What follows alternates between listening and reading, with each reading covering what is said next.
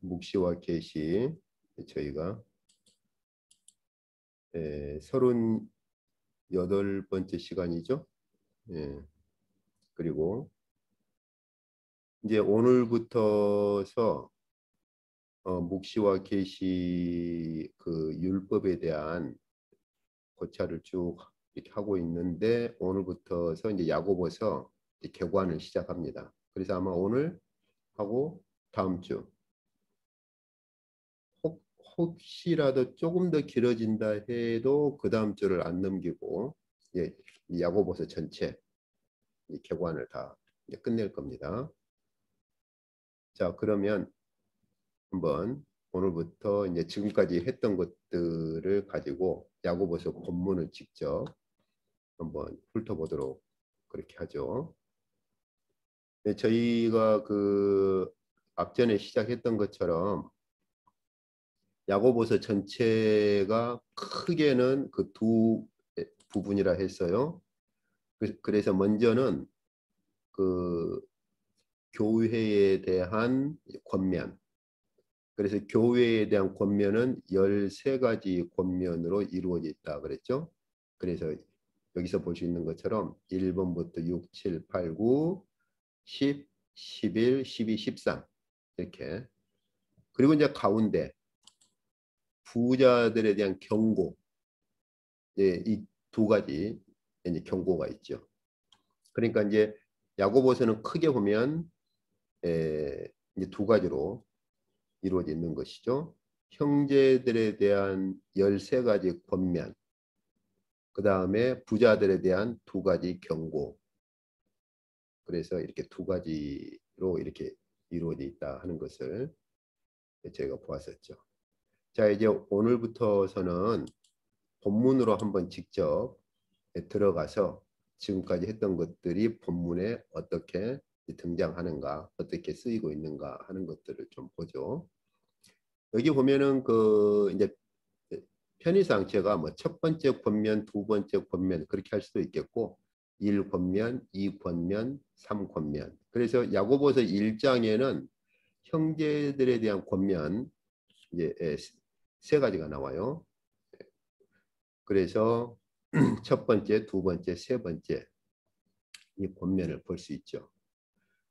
그런데 여기 1, 2, 3 이 권면을 보면 야고보 사도가 그 굉장히 그 중요하게 어떤 쭉 그 일련의 그 흐름을 가지고 이 권면을 이어가는 걸 볼 수 있어요. 그러니까 야고보 사도가 야고보서에서 이 권면 덩어리들을 쓸 때 그때 그냥 이렇게도 썼다가 뭐 저렇게도 썼다가 막 우왕좌왕 하는 게 아니에요. 이 권면들은 일련의 그 질서가 있고 흐름이 있습니다. 자, 먼저 한번 여기서 보면은 저희가 잘 아는 말씀이죠. 너희가 이제 여러 가지 시험을 그렇게 당하거든 뭐 기쁘게 여겨라. 그러면서 지혜를 구해라. 이것이 이제 2절부터 15절까지 중에서 일단 그 시작점이죠. 시작점. 그 다음에 두 번째 권면으로 가면은 여기 온갖 좋은 선물, 완전한 은사들 이런 것들은 위로부터 그 말을 다시 반복하기를 아버지께로부터 하늘로부터 그렇게 오는 것이다. 이렇게 하늘로부터 임하는 그러한 그 빛들의 아버지께로부터 임하는 것들을 소개를 하고 그러면서 그 빛들의 아버지께서 우리를 첫 열매로 이렇게 우리를 출생을 하셨다. 우리를 이제 낳으셨다 이거죠. 그러니까 첫 열매로 우리를 낳았다는 말은 우리가 결국은 열매를 맺어야 한다는 것이죠. 우리가 첫 열매로 출생된 자들이니까 열매를 맺어야 한다는 것이죠. 그 열매에 대해서 세 번째 본면에서 그걸 말합니다. 어떤 열매를 맺어야 할 것이냐. 이걸 세 번째 권면에서 구체적으로 말을 해요. 예, 그런데 그 열매가 무엇하고 관계가 있느냐? 여기 율법하고 관계가 있습니다. 율법을 이루고 실천하는 것들. 예. 여기 두 번째 권면에 보면은 온갖 좋은 선물과 모든 완전한 은사가 위로부터 혹은 아버지께로부터 온다. 이것은요, 에, 그 야고보서를 연구하는 신약 신학자들이 큰 이견이 없는 것 중에 하나가 이것은 지혜와 관계 있는 표현이다라고 하는 것에는 큰 이견들이 없어요. 그리고 이것을 다시 3장에서 반복할 때 지혜의 특성으로 반복을 합니다. 실제로. 이건 이제 좀 뒤에 가서 보시죠. 자, 그런데 여기서 이제 우리가 한 가지 생각을 해야 할 것이 너희가 지금 야고보 사도는 교회가 여러 가지 시험 가운데 있다고 하는 것을 말을 하죠. 그럼 교회가 처한 여러 가지 시험이 무엇이냐? 먼저 그 배경을 먼저 저희가 이해를 해야 돼요. 그런데 이제 야고보서 3장, 4장, 5장에 쭉 가보면 교회가 그 이런저런 그 시험 가운데 있는 그 이런저런 시험 가운데 처한 것이 도대체 어떤 시험인가, 어떤 상황인가를 3장, 4장, 5장에 가보면 이런저런 것들을 야고보 사도가 언급을 합니다. 그래서 그 3장 1절부터서는 그 선생된 자들에 대해서 너희가 선생이 되지 말아라 경고를 하면서 너희가 어떻게 선생이 되어가지고 한 입을 가지고 하나님을 찬송하면서 한 입으로 또 저주를 하느냐 이런 그 외식된 선생들에 대한 문제를 언급을 해요. 교회 안에 이런 문제가 발생한 것이죠. 그리고 4장 가보면은 지금 너희들 가운데 싸움과 다툼이 지금 일어나고 있는데 너희들 가운데 발생한 그런 싸움이나 다툼이 어디로부터 온 것이냐 이렇게 또 그 교회 안에 발생한 싸움, 다툼 이런 문제를 또 언급을 합니다. 이제 그리고 더 구체적으로 이렇게 언급하는 것은 왜 너희가 서로 비방을 하느냐, 판단하고 정죄하고 하느냐 하는 문제를 또 언급을 해요. 그리고 5장 가서는 너희가 서로 간에 이제 원망하지 말아라. 그러니까 이런 그 3장, 4장, 5장에 있는 이런 그 야고보 사도가 언급하는 것들, 현재 교회에서 일어나고 있는 것들을 언급하는 이러한 상황들을 보면 교회가 상당히 그 평탄한 상황은 아니었다는 걸 알 수가 있죠. 그래서 야고보 사도는 야고보서 시작할 때 일반적으로는 대부분 그러죠. 이제 그 하나님 아버지와 예수 그리스도로부터 임하는 은혜와 평강이 있기를 원한다. 이런 식으로 쭉 시작을 하잖아요. 일반적으로는 그 당시에. 그런데 교회가 상당히 이런 문제들로 혼란 가운데 있었거든요. 선생이라고 하는 자들은 한 입을 가지고 하나님을 찬송, 이제 선생이라고 하니까 이제 한마디로 앞에서 이제 인도하는 자들인데 그들이 앞에서 인도할 때는 하나님을 찬송하다가 형제를 저주하기도 하고 또 그런 와중에 또 그 서로 이제 형제들 안에서는 싸움과 다툼이 발생하고 있고 또 서로 이런 판단, 비방, 정죄를 하고 있고 원망하고 있고 이런 상황이란 말이에요. 그래서 이런 배경을 저희가 안다면 야고보 사도가 이 말을 쓰는 건 지극히 당연하겠다. 너희가 여러 가지 시험 가운데 그렇게 처해 있을 때 너희가 어떻게 해야 할 것이냐 하는 것. 그리고 나서 여기 세 번째 권면에서도 그러죠. 너희가 알지니 사람마다 듣기는 속히 그러니까 듣는 것은 빠르게 듣지만 말하는 건 천천히 해라. 왜요? 성내는 것도 천천히 해라. 말하는 거나 성내는 것을 천천히 해라. 왜 야고보서도 이 말을 하는지 알겠죠? 왜요? 한 입을 가지고 하나님을 찬송하면서 한 입을 가지고 형제를 저주하는가 하면 서로 싸움과 다툼이 있고 비방하고 원망을 하니까 너희가 말하는 거나 성내는 것, 분노하는 것들 이런 것들 너희가 천천히 해라. 다시 말하면 하지 말아라 그 말이죠. 예, 그래서 너희가 분노하는 것은 하나님의 의를 이루지 못하게 만든다. 이렇게 얘기를 하는 거예요, 지금. 자, 그런데 이제 이 배경을 가지고 조금 더 좀 살펴봅시다. 여기서 너희가 여러 가지 시험을 당하거든 이 시험이라는 말, 어떤 좀 뭐 원어를 좀 다룬다는 그 책들을 보면은 또 이 시험이라는 말을 이제 원어를 가져와서 페이라스모스라 해가지고 이걸 마치 그 독수리나 새가 자기 그 어린 새끼 새를 훈련시킬 때 쓰는 말이다. 해서 이걸 뭐 마치 긍정적인 측면으로 마치 그 어미 새가 새끼 새를 훈련시킬 때 쓰는 그런 배경을 가져와 가지고 여기서 시험은 나쁜 시험, 부정적인 시험을 말하는 것이 아니라 이런 연단을 시키는 시험을 말한다. 뭐 그렇게 또 쓰는 책들도 있고 뭐 그런데 그 말은 별로 그닥 그렇게 신뢰할 수 없는 말입니다. 무엇 때문이냐면 여기 야고보 사도가 쓰는 이제 페이라스모스라는 이 말은요. 좋은 측면에도 쓰고 나쁜 측면에도 쓰고 상황 그 문맥과 상황에 따라서 판단할 수 있는 거지 이 말이 꼭 어미새가 새끼새를 훈련할 때만 쓴다 꼭 그렇진 않아요. 이게 누가복음 4장 같은 경우도 예수님 시험 끝났을 때 사탄이 예수님 시험을 마치고 이렇게 이제 사라져 버릴 때 그때 예수님 시험했던 그 단어에도 이 말이 쓰여요. 그러니까 사탄의 시험에도 이 똑같은 말을 씁니다.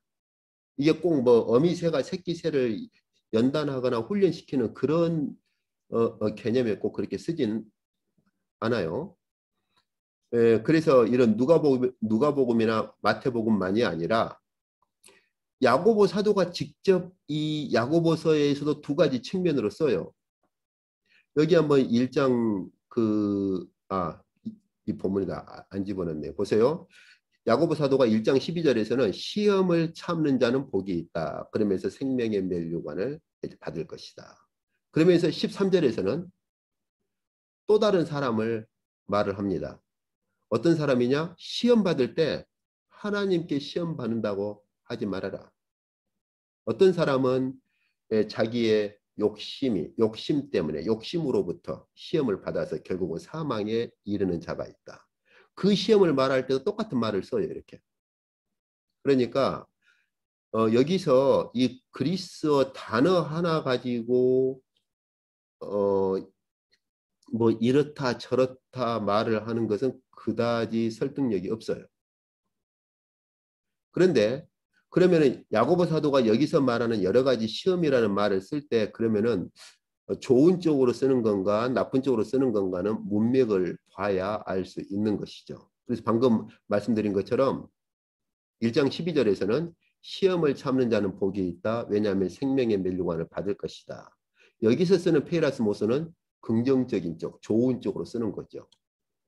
다시 말하면 이 시험을 잘 이제 연단 받고 나면 생명의 멸류관을 받을 것이다 라고 하는 측면에서 이 시험이란 말을 쓰는 거고 그러나 곧바로 이어서 또 다른 사람을 말할 때 자기의 그 욕심으로부터 나오는 시험을 받는 사람을 말할 때 그 사람은 결국은 그 욕심이 장성해서 사망에 이른다라고 할 때에 그때도 똑같은 말을 써요. 그러나 문맥으로 봤을 때는 이 사람의 시험은 자기의 욕심으로부터 나오는 시험을 말할 때도 이 말을 쓰는 겁니다. 이렇게. 그래서 여기 이 말은 그리스어 단어를 가지고 이렇다 저렇다 판단할 건 못 돼요. 문맥을 봐야 돼요. 자, 그렇다면 야고보 사도가 여기서 너희가 여러 가지 시험을 만날 때 기쁘게 여겨라. 이렇게 말하고 있죠. 그 이유를 말하죠. 왜 그러냐면 너희가 지금 겪고 있는 이런 믿음의 이제는 시련이라는 말로 바꿔서 말하죠. 여기 도키몬이라는 이 말은요. 신약성경 통틀어서 딱 두 번 쓰입니다. 두 번. 야고보서 여기 1장 여기 3절에 한 번 하고 베드로 사도가 베드로전서 1장 7절에서 우리 한글 성경에는 연단으로 번역을 했을 거예요. 너희가 그 불같이 이렇게 오는 이런 불처럼 너희에게 다가오는 시험이 있는데 너희가 그 시험을 잘 그렇게 이제 연단 받고 나면 이런 문맥에서 그래서 이 말은 시험, 시련이라는 개념보다는 연단이라는 개념이 훨씬 더 이제 정확합니다. 그래서 이것은 사실 무언가를 재련할 때 쓰는 그런 배경이에요. 우리가 불순물을 다 걸러내고 할 때 그때 재련하는 과정에서 쓰는 말입니다. 그래서 이런 경우는 시련보다는 연단이라는 번역이 훨씬 낫죠. 그래서 베드로전서 1장 7절에서는 연단이라는 말을 쓰고 있어요. 우리 한글 성경에서도 지금 같은 단어인데 야고보서는 시련으로 번역을 했고 베드로전서에서는 1장 7절에서 여기 보면은 너희 믿음의 확실함은 불로 연단하여도 없어질 금보다 더 귀하다. 무슨 말이냐면 순수한 금의 재련할 때 불로 이렇게 이제 연단을 하는데 이럴 때 쓰는 말입니다. 이게. 그러니까 야고보 사도가 하는 말은 이제 이거죠. 너희가 지금 교회 안에서 불평하는 문제도 생기고 원망하는 문제도 생기고 다툼도 생기고 싸움도 생기고 또 선생된 자들이라고 하는 어떤 자들은 하나님을 찬송하면서 형제를 저주하기도 하고 이런저런 아주 문제가 아주 복잡한 문제가 교회 안에 발생을 했고 너희가 그 가운데 있는데 너희가 그러한 이런저런 여러 가지 시험 가운데 있는데 오히려 너희가 그런 시험 가운데서 연단을 너희가 오히려 그런 것들이 너희 믿음을 연단하는 것이 될 수 있다 그 말이에요. 예. 그러니까 아이고 뭐 이렇게 교회가 시끄럽냐 뭐 비방 뭐 원망 다툼 싸움이 있냐 아이고 나 이제 더 이상 교회 못 있겠다. 이런 것이 아니고 오히려 너희가 이런저런 여러 가지 그래서 야고보 사도가 여러 가지란 말을 쓰는 거죠. 한 가지가 아니라 방금 저희가 보신 것처럼 앞에서 배경 보신 것처럼 뭐 다툼, 싸움, 원망, 비방 뭐 막 심지어 교회 안에 지도자들 문제까지 막 겹쳐가지고 지도자들은 지도자대로 찬송하면서 형제를 저주하는가 하면 또 이 형제들 가운데서는 서로 비방도 하고 다툼도 생기고 싸움도 생기고 원망도 한단 말이에요. 얼마나 이런저런 여러 가지 아주 복잡한 이런 시험거리들 가운데 지금 처해 있는 거죠. 이러한 가운데서 야고보 사도가 교회에 권면하는 것은 오히려 너희가 그러한 가운데서 너희의 믿음을 더 순수하게 마치 불로 이렇게 재련을 해가지고 순수한 것들을 축출하듯이 오히려 너희가 그런 가운데서 너희 믿음의 그러한 도키몬이라고 하죠. 너희 믿음이 오히려 순수한 금처럼 너희 믿음이 재련되는 것처럼 오히려 그런 것들이 너희 믿음을 연단할 수만 있다면 오히려 그것은 너희가 기뻐해야 된다. 그런데 그런 믿음을 여러 가지 복잡한 시험거리들 가운데서도 너희 믿음을 그렇게 연단하고자 할 때 너희가 구해야 할 것이 있다. 그게 뭐냐? 지혜다 하는 겁니다. 이 지혜에 대한 건 저희가 앞 시간에도 보았습니다만 오늘은 이제 본문에서 조금 더 구체적으로 보시죠. 그래서 야고보 사도가 야고보서를 이렇게 시작하는 거예요. 아까 그 말한 그 이제 교회의 실질적인 그 이제 배경들이 있으니까 야고보서를 바로 그렇게 시작을 하는 겁니다. 이제 그리고 나서 여기 이제 그 야고보서 3장 가면 야고보서 그 첫 번째 권면 1장 5절에서 너희가 지혜를 구해라. 이 지혜에 대해서 이제 자세히 3장 가면 이 지혜에 대한 것을 자세히 가르치죠. 글씨 안 가리게 한번 해봅시다. 예, 이렇게. 그래서 야고보 사도가 그 3장에 가면 너희 중에 지혜와 총명이 있는 자가 누구냐? 이렇게 말하죠. 그래서 그 지혜와 누가 지혜를 가지고 있다면 그 지혜의 온유함으로 그 지혜의 온유함을 가지고 그 지혜를 그러니까 우리가 한번 생각해 봅시다. 우리가 어떤 지식을 공부했다. 그것은 가령 제가 수학이라고 하는 지식을 가지고 있다. 그러면 그 수학이라고 하는 지식을 행함으로 보여라. 그렇게 말할 수 있겠어요? 어떻습니까? 자, 제가 어떤 분야 지식을 가지고 있다. 그걸 행함으로 보인다고 하는 개념은 상당히 익숙한 개념이 아니죠. 지식은 뭐 가르침으로 자기의 지식을 증명할 수 있고 나타내 보일 수 있을지는 몰라도 자기의 지식을 행함으로 보인다. 이런 개념은 그 당시나 지금이나 그렇게 익숙한 개념이 아닙니다. 그런데 야고보 사도는 이 지혜를 행함으로 보여라고 행함으로 보이는 지혜를 말합니다. 행함으로 보이는 지혜. 그 다음에 두 번째 특징이 뭡니까? 이 행함으로 보일 수 있는 이런 지혜는 위로부터 임하는 지혜다. 위로부터 임하는 지혜다. 그런데 아까 제가 시작할 때 그 설명했잖아요. 여기 첫 번째 권면에서 야고보 사도가 말한 것을 두 번째 권면에서 조금 더 풀어간다고 그랬죠. 지혜가 부족하거든 구해라 하고 나서 야고보 사도가 두 번째 권면에서 온갖 좋은 선물 그다음에 모든 완전한 은사는 어디로부터요? 여기 보니까 똑같은 표현을 쓰죠. 위로부터. 근데 이 위로부터란 말이 그 다음에 다시 반복하는데 빛들을 지으신 아버지께로부터 즉 하늘로부터 하늘의 아버지께로부터 그렇게 오는 것이다. 그렇죠. 자, 그렇다면 저희는 여기서 위로부터란 지혜가 행함으로 나타내 보이고 증명해야 될 지혜는 뭐냐? 위로부터 오는 것인데 야고보 사도가 관용적으로 쓰고 있는 위로부터란 말은 어떤 표현이냐? 바로 하나님 아버지께로부터 오는 것이다. 그래서 아버지께로부터 이제 내려오는 것이다. 이런 말을 쓰는 거죠. 그렇다면 저희는 이제 야고보 사도가 두 번째 권면에서 얘기하는 것, 그 다음에 여기 3장에서 얘기하는 것 공통적인 걸 볼 수 있죠. 어떤 것입니까? 일단 위로부터 그렇죠?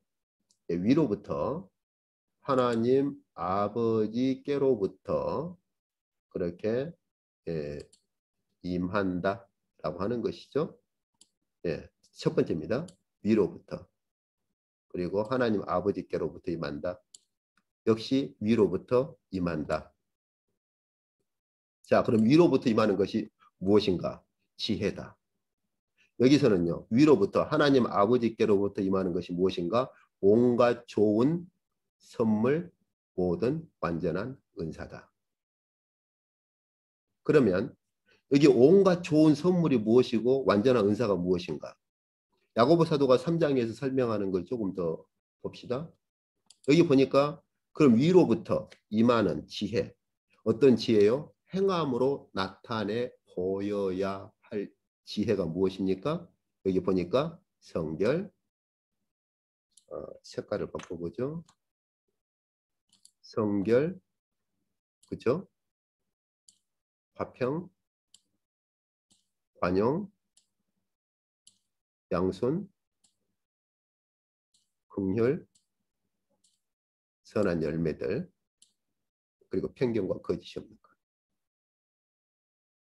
이것들이 무엇입니까? 이것이 야고보 사도가 말한 온갖 좋은 선물과 모든 완전한 은사를 풀어서 말을 하는 거예요. 다음에 좀 더 시간 되면 이 특성들을 같이 비교해 봅시다. 예. 그래서 저희가 그 앞 시간에 그 비교를 했었죠. 여기 성결, 화평, 관용, 양손, 긍휼, 선한 열매 이것들을 저희가 앞 시간에 무엇하고 비교를 같이 했어요? 바울이 말하는 갈라디아서에서 말하는 성령의 열매. 그 성령의 열매를 바울은 또 은사적인 측면으로도 고린도서나 에베소서에서 은사적인 측면으로도 말을 합니다. 하나님께서 성령을 통해 주시는 은사적인 측면으로도 말을 해요. 그러니까 여기서 성결, 화평, 관용, 양손, 긍휼, 선한 열매 이런 것들은 실제로 바울이 갈라디아 교회에 말한 성령의 열매와 같은 것들이고 또 바울이 성령의 열매라는 말을 안 썼을 뿐이지 성령의 열매와 같은 것들을 에베소서나 디모데서나 이런 데 보면은 거듭거듭 반복을 해요. 한번 읽어보세요. 성령으로부터라는 표현을 쓰면서 너희가 성령으로부터 임하는 온유, 성령으로부터 임하는 화평이라고 하는 것은 하나님의 샬롬을 만드는 거예요. 하나님의 샬롬을 너희가 만들고 성령으로부터 임하는 온유함으로 행해라 이렇게 말해요. 그러는 그 문맥 가운데 그것을 은사적인 특성으로 말을 하기도 합니다. 그렇다면 야고보 사도도 역시 동일한 관점을 가지고 있는 거죠. 사도들이 제가 앞에 말씀드렸잖아요. 사도들이 가지고 있는 이런 계시의 빛 그리고 사도들이 가르치고 있는 교회에 대한 가르침 이런 것들이 뭐 야고보 사도, 베드로 사도, 바울 사도 전부 다 분리된 것들이 아니고 사도들이 가지고 있는 공통 이해가 있어요. 공통적인 가르침들이 있습니다. 앞으로 이제 더 들어가 보면 그런 것들을 볼 수가 있을 거예요. 그래서 야고보 사도가 내 사랑하는 형제들아 속지 말라 이렇게 말하는 이유가 있습니다. 이제 저희가 3장 뒤에 보면 알 수 있어요. 야고보 사도는 두 가지를 말하죠. 하늘로부터 임하는 지혜가 있고 자기의 욕심이나 정욕이나 땅으로부터 나오는 지혜 이렇게 두 가지 지혜를 말해요. 그런데 다툼이나 싸움이나 이런 것들은 저희가 이미 2주 전인가요? 하여튼 앞 시간인가 봤었잖아요. 이런 다툼이나 싸움 이런 것들은 자기의 욕심으로부터 땅으로부터 그리고 귀신으로부터 나오는 지혜라고 말을 합니다. 그렇기 때문에 야고보 사도는 분명히 말해요. 내 사랑하는 형제들아 속지 말아라. 하나님 아버지께로부터 하늘로부터 임하는 것은 온갖 좋은 선물이라는 말을 썼는데 온갖 좋은 선물이나 이런 은사여서 하나님께로부터 임하는 것들은 이런 다툼, 시기, 질투 이런 싸움이 아니고 성령으로부터 임하는 것들이고 성령으로부터 임하는 것들은 우리가 행함으로 나타내 보여야 할 지혜인데 어떤 행함이냐? 성결, 화평, 관용, 양순, 긍휼 이런 것들이다. 이렇게 말하는 거예요. 그래서 우리가 이러한 열매를 맺게 하려고 우리가 이러한 열매를 맺어서 우리가 이러한 열매가 되게 하시려고 우리가 이런 열매들을 맺는 다시 말하면 여기서 말하는 첫 열매라고 하는 것은요. 여기서 야고보 사도가 말한 첫 열매라고 하는 것은 결국은 뭘 말합니까? 하나님께로부터 임하는 온갖 좋은 선물이나 완전한 은사들인데 이런 것들은 결국 뭐냐? 여기 3장에서 말하는 여기 3장에서 야고보 사도가 말하는 이러한 열매를 우리가 맺도록 하려고 우리가 새로 태어나도록, 우리를 거듭 태어나도록, 우리가 새롭게 출생되도록 하셨다는 거예요. 그래서 우리를 출생하셨다, 이런 표현을 쓰는 거예요. 이렇게. 그러면서 바로 19절에서 이어서 말하기를, 그럼 도대체 우리가, 자, 한번 생각해 봅시다. 하나님께서는 어둠이 전혀 없으신 분이에요. 왜요? 하나님께서는 빛의 아버지시니까. 여기 이제 세번역에서 제가 이제 가져왔는데요. 빛들을 지으신 아버지라. 근데 빛의 아버지. 하나님께서는 빛의 아버지시거든요. 그렇기 때문에 제가 여기서 세번역 가져온 이유가, 이 부분이 개역 번역은 조금 그 회전하는 그림자도 없다, 이렇게 번역을 했어요. 회전하는 그림자, 도대체 그 말이 뭔가? 하나님께서는 빛들의 아버지신데 회전하는 그림자가 없다? 이게 도대체 무슨 말인가? 근데 세번역 번역이 훨씬 더 원어 개념에 가깝습니다. 하나님께서는 빛들의 아버지시기 때문에 하나님께서는 움직이실 때 그림자 자체가 없어요. 왜요?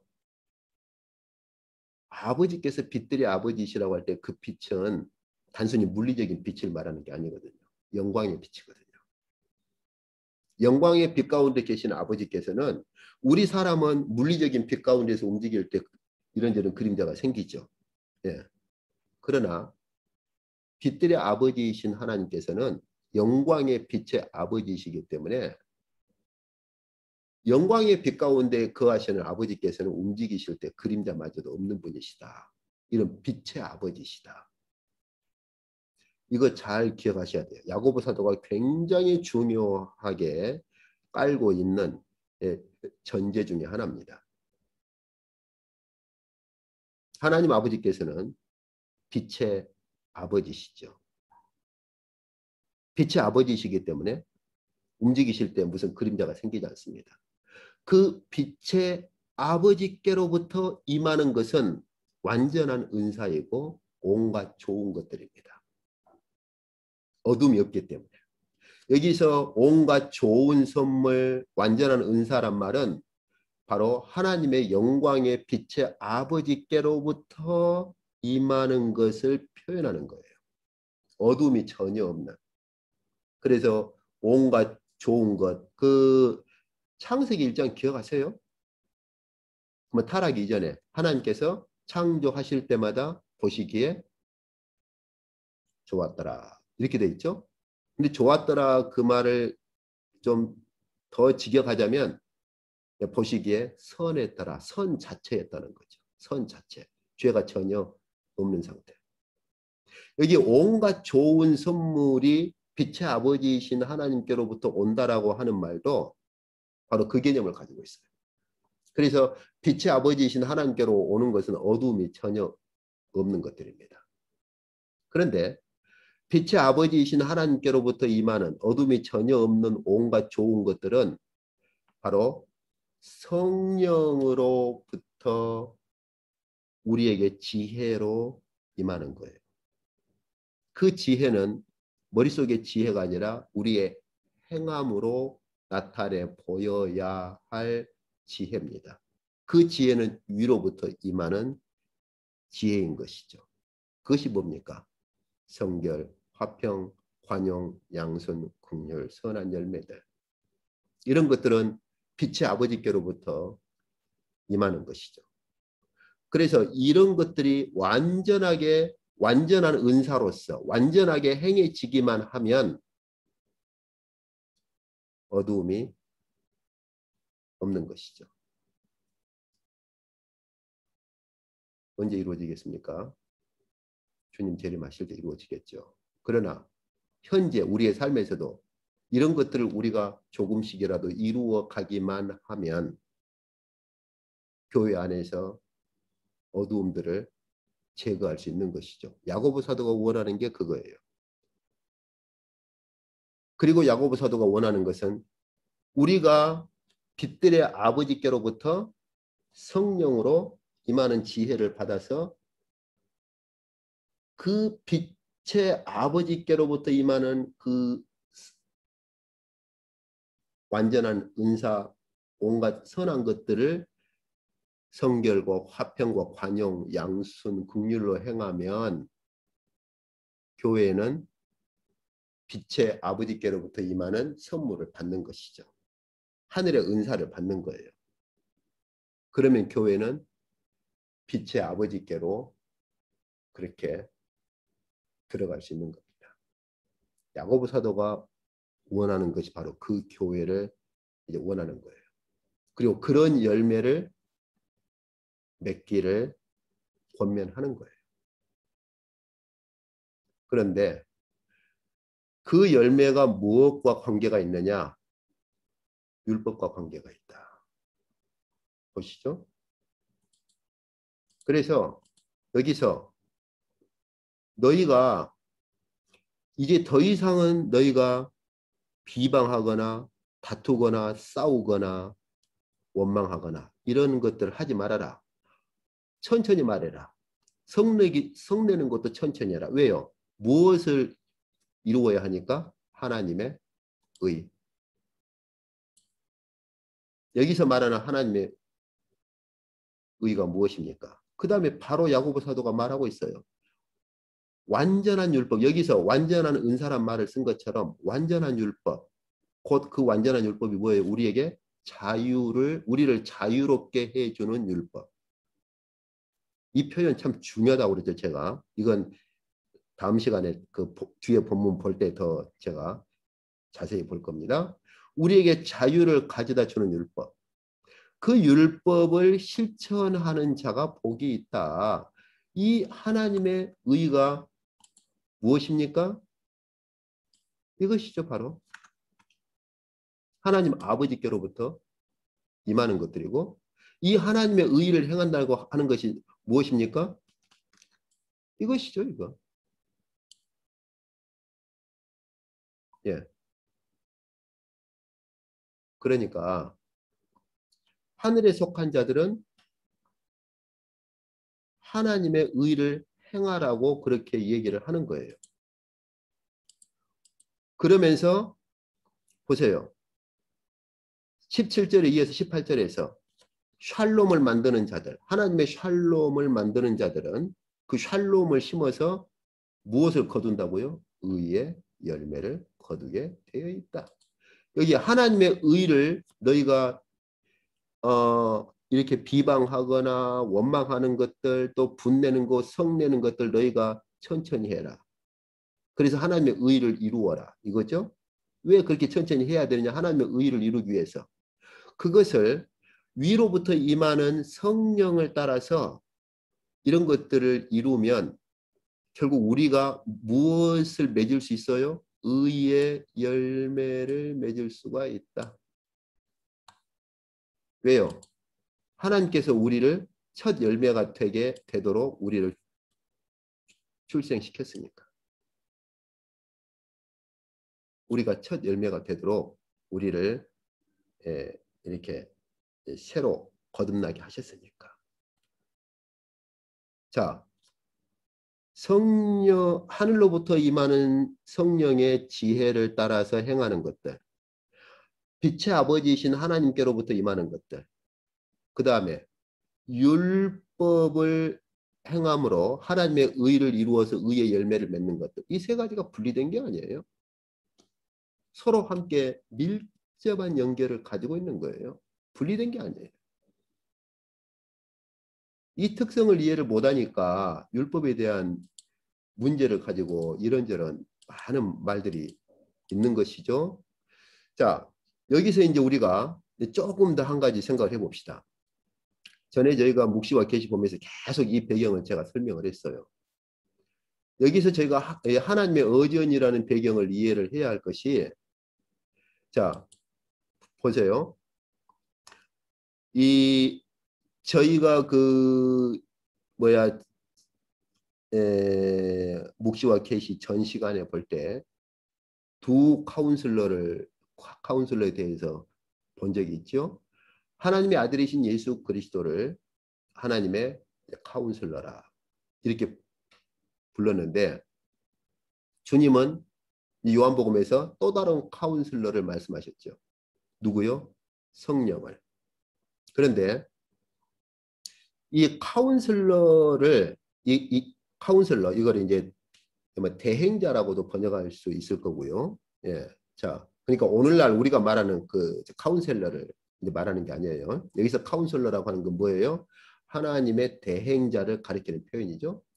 자, 그런데 이 카운슬러를요, 구약에 보면은 카운슬러가 무슨 개념과 같이 바꾸어 쓸 수 있느냐? 지혜 개념하고 같이 바꾸어 쓸 수 있어요. 그래서 카운슬러는 곧 지혜자입니다. 그래서 다윗의 카운슬러를 말할 때 다윗의 지혜자로 말을 해요. 그렇게 왕의 이제 카운슬러, 왕의 그러한 그 대행자를 말할 때, 그래서 구약에서도 다윗 왕의 대행자를 카운슬러라고 부르면서도 그 카운슬러를 또 지혜자로 말을 해요. 왜요? 왕에게 이렇게 그 지혜를 올려 바치기도 하고, 이런 왕에게 지혜를 이렇게 제안하기도 하거든요. 우리나라도 안 그렇습니까? 그 저희 뭐 삼국지 유명한 삼국지 보면은 이제 제갈공명이 유비의 그 카운슬러죠. 그러니까 한때는 군사가 되기도 하죠. 전장에 나갈 때는 왕의 대권을 가지고 나가죠. 군사로서. 그래서 군사가 그 유비에게 이렇게 전법을 세워야겠습니다라고 이렇게 지혜를 이렇게 군사로서 지혜를 이렇게 제공하기도 하죠. 근데 이것이 꼭 일반 문서에서만 그러냐? 그렇지가 않아요. 하나님의 카운슬러를 말할 때 하나님의 지혜자로 말하기도 합니다. 바울도 예수 그리스도를 하나님의 지혜 자체로 말을 해요. 근데 주님께서도 그 개념을 가지고 있어요. 저희가 이제 그 마태복음부터 공간복음 쭉 볼 거거든요. 그때 볼 때 좀 구체적으로 보시죠. 그래서 하나님의 보통 임금은 한 사람의 카운슬러를 그렇게 두죠. 유비가 제갈공명을 카운슬러로 세운 것처럼. 근데 하나님의 의전에서는 하나님의 카운슬러가 하나님의 아들이신 예수 그리스도를 하나님의 그 대행자, 카운슬러로 말하면서 지혜자로 말하기도 하지만은 성령도 그렇게 말합니다. 성령도. 하나님의 그래서 주님께서 요한복음에 보면은 다른 이라는 말을 붙이죠. 다른 보혜사. 이렇게. 그래서 성령께서도 하나님의 또 다른 하나님의 대행자이면서 지혜자셔요. 그래서 이런 하나님께서 하나님의 이 카운슬러이자 지혜자인 하나님의 아들과 성령을 통해서 하나님의 지혜 자체이고 하나님의 의 자체인 율법을 허락하신 거예요. 율법을 이제 주신 거예요. 그런데 이때 저희가 그 갈라디아서나 사도행전 보면은 바울도 그렇고 스데반이 설교할 때도 그러고 율법을 하나님께서 천사를 통해 주셨다 이런 공통적인 표현을 씁니다. 바울이나 스데반이나. 이건 무엇을 알 수 있어요? 그 당시에 사도들이나 초대교회가 가진 공통 개념이라는 걸 알 수 있죠. 율법을 주실 때 상황을 천사를 통해서 주신 것으로 스데반도 말하고 그리고 바울도 갈라디아 교회 그렇게 말해요. 무엇 때문이냐? 이게 바로 하나님의 의전 개념을 가지고 있는 거예요. 무슨 말이냐면 왜 이런 표현을 이제 쓰느냐면은 그 모세가 신명기서에서 이제 마지막 왜냐하면 모세는 그 경험을 했잖아요. 하나님의 시내산에서 임재하실 때 하나님께서 임재하실 때 아론과 나답, 아비후, 이스라엘 장로 70명은 어느 성까지만 가고서 거기에 멈췄죠. 그러나 모세는 하나님의 그 의전이 보좌가 있는 하나님의 의전까지 최대한 올라가서 그걸 직접 봤죠. 그 본 모세가 어떻게 말합니까? 하나님께서 시내산에 임하시고 그 다음에 여기 일만 성도라고 번역을 했는데요. 왜 성도로 번역했는지 모르겠어요. 이게 거룩한 자, 여기서 거룩한 자는요 천사들을 말합니다. 천사. 그러니까 모세가 하나님의 그 의전 앞에까지 가서 보니까 여호와 하나님께서 시내산에 강림하실 때 이런 만만의 천사들과 함께 강림을 하셨더라. 지금 그 말을 하는 거예요. 그러면서 율법을 받은 상황을 신명기에서 33장에 쭉 보면 그 가운데 율법을 받은 상황을 이스라엘 백성들에게 이제 마지막으로 쭉 이렇게 얘기를 하죠. 이 모세가 말한 것은 이스라엘 백성의 전통이 되어 가지고 다윗이 시편에서 하나님께서 그 율법을 주실 때 상황을 시편 68편에서 이렇게 말하죠. 하나님의 병거는 천천히요 만만이라. 여기서 하나님의 병거라고 하는 건 하나님을 호위하는 천사들의 병거를 말합니다. 그러면서 신의 산에 하나님께서 임하셔서 율법을 주실 때 상황을 시편에서 그렇게 말해요. 예, 주께서죠. 주께서. 예. 그래서 하나님께서 다윗도 시편에서 하나님께서 천천만만의 그 천사들의 병거와 함께 신의 산에 임하셔서 율법을 주신 것으로 말해요. 이러한 그 배경 때문에 스데반이 너희가 하나님께서 천사를 통해서 율법을 주셨는데 너희가 그것을 지키지 않느냐?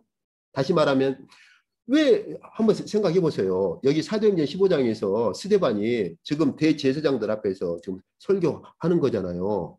아니 왜 대제사장들이 율법을 안 지켜요?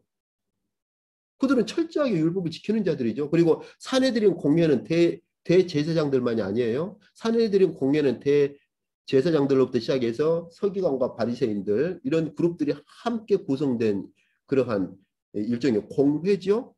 근데 그 앞에서 스데반이 너희가 율법을 안 지켰다고 말하거든요. 근데 어떤 율법을 말해요? 하나님께서 하늘의 어전에서 하나님의 보좌를 호위하는 천사를 통해서 주신 그 율법을 너희가 안 지켰다고 그렇게 말하는 거예요.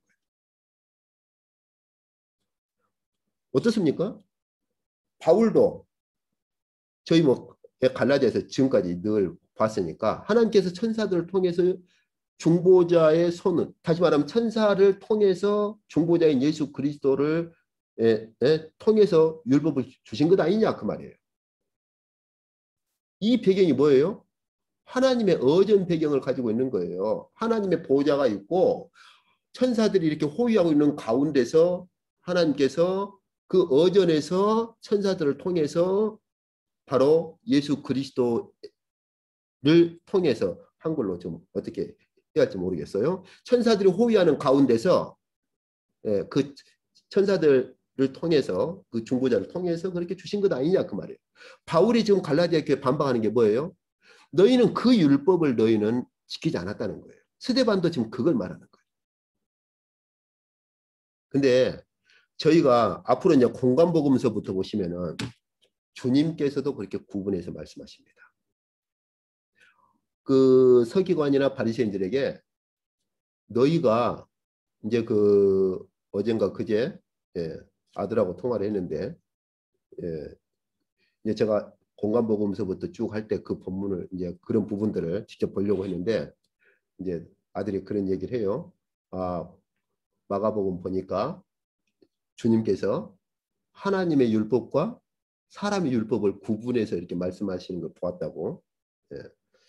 네, 그래서 제가 공관복음서 들어갈 때 보려고 했었는데 봅시다 이제 여기 보면은 주님께서 여기 마가복음 7장에 보면은 그 이제 고르반 얘기를 하죠. 하나님께 당연히 바쳐야 할 것을 이제 고르반이라고 그러죠. 쉽게 말하면 하나님께 당연히 바쳐야 할 것이 무엇이냐? 그런데 그 똑같은 계명을 가지고 있는 자들에게 주님께서 두 가지 표현을 쓰셔요. 어떤 겁니까? 너희가 사람의 계명으로 너희가 그렇게 가르친다. 근데 너희가 하나님의 계명은 너희가 버려버리고 있고 사람의 계명을 사람의 전통으로 바꿔서 말씀하시죠. 너희가 하나님의 계명은 버리고 사람의 전통은 지킨다. 근데 이 사람의 전통을 그 전에 어떻게 말씀하셨어요? 사람의 계명이라.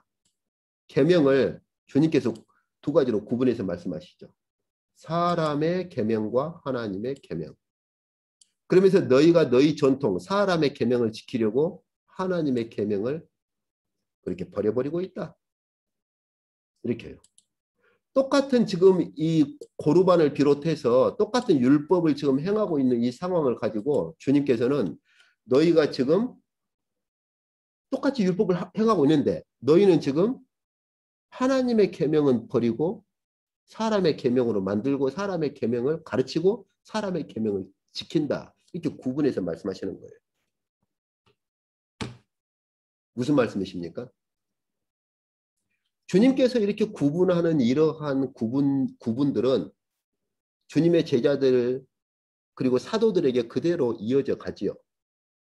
그래서 스데반도 아까 저희가 본 것처럼 그 제사장들이나 바리새인 서기관들 앞에서 너희는 지금 하나님께서 하나님의 어전에서 천사들을 통해 주신 그 율법을 너희는 안 지키고 있다 하는 것이죠.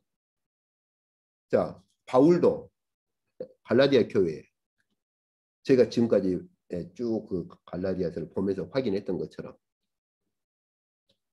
너희는 지금 이 땅의 율법에 속한 자들이다. 하늘의 그러한 계명에 속한 자들이 아니다라고 구분을 하죠. 똑같은 계명이고 똑같은 율법인데 오늘 이제 주님께서도 너희는 지금 하나님의 계명은 버리고 그걸 사람의 계명으로 만들어서 사람의 계명을 지키고 있다. 이렇게 해요. 야고보 사도도 이제 다음 주에 보시면 아실 거예요. 이제 3장 쪽 이렇게 가보시면 야고보 사도도 그렇게 말합니다. 정리를 해보시죠. 저희가 야고보서를 읽으실 때 첫째, 이 야고보 사도가 기록하고 있는 그 당시의 교회 상황이 어떤 상황인가를 염두에 두고 읽으셔야 돼요. 비방, 원망, 싸움, 다툼 이런 것들이 또 선생들의 그러한 그 외식된 것들 이런 것들이 발생하고 있었거든요. 그럴 때 야고보 사도 당시만이 아니라 오늘날 교회도 이런 상황에서 교회가 어떠해야 할 것이냐. 교회는 그러한 상황에서 그러한 이런저런 여러 가지 시련 가운데서 오히려 믿음의 연단을 가질 수 있어야 한다는 것이죠.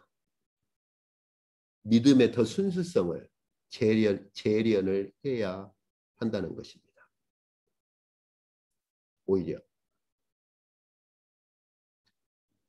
어떻게 해요? 하나님의 지혜를 구해야 하는 것이죠. 어떤 하나님의 지혜입니까? 하나님으로부터 임하는 것들.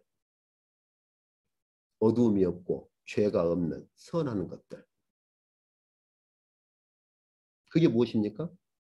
그건 바로 하나님께서 하늘로부터 성령으로 우리에게 주시는 지혜지요. 그 지혜는 어떤 지혜를 말합니까? 단순히 학교 가서 익히는 그런 지혜를 말합니까? 우리의 삶으로 행함으로 나타내 보여야 할 지혜를 말하는 것이죠. 그렇죠? 정결, 관용, 온유, 긍휼, 그렇죠? 이런 것들은 하나님의 의를 이루는 지혜입니다. 그 하나님의 의가 무엇입니까? 율법이죠. 그래서 이런 성령의 지혜 가운데 우리가 이런 것들을 이루면 우리는 의의 열매를 맺을 수 있는 것이죠. 이러한 첫 열매가 되도록 우리를 그렇게 만드시려고 우리를 우리를 새로 태어나도록 하신 거예요. 그렇기 때문에 우리가 이러한 하나님의 의의 열매들을 맺고 하나님의 의를 우리가 행한다면 우리는 빛의 아버지이신 하나님께로 속하는 거죠. 하늘에 속하는 거예요. 그렇죠. 그러면 반대로 하나님의 의가 되는 하늘에 속한, 그러니까 이 땅에 속한 율법 말고 하늘에 속한 의, 하나님의 율법을 행하지 않는다면 그는 하나님의 의를 행하지 않으니까 그는 의로운 자가 못 되는 거죠. 이게 다음 주에 볼 겁니다. 그래서 저희가 야고보서를 보실 때 기계적으로 그렇게 보시면 안 되고 야고보 사도가 그 배경으로 깔고 있고 야고보 사도가 품고 있는 것들. 근데 이 야고보 사도가 품고 있는 이것은 바울 사도도 가지고 있는 공통점이고 베드로 사도도 가지고 있는 공통점이고 요한 사도도 가지고 있는 공통점입니다. 모든 사도들이 가지고 있는 사도들의 공통점이에요. 앞으로 저희가 볼 거예요. 그렇다면 저희는 예수 그리스도께서 세우셨던 사도들을 통해 모든 사도들이 공통적으로 교회에 가르치고자 하는 것이 무엇인지를 저희는 알 수 있는 것이죠. 예, 저희가 다음 주에 조금 더 이제 2장, 3장 이렇게 들어가면서 오늘 저희가 3장, 4장, 5장 전반적인 것들 관련된 본문들을 훑어봤는데요. 다음 주에 2장, 3장 쭉 이렇게 더 이제 훑어보도록 하겠습니다. 그래서 저희가 야고보서를 보실 때 조금 좀 관점을 잘 잡고 야고보서를 읽어보시면 정말 그 하늘의 그 신비를 품고 있는 야고보 사도의 이런 가르침들을 저희가 볼 수 있거든요. 주께서 은혜 베푸시기를 원합니다. 오늘 이쪽까지 하도록 하시겠습니다.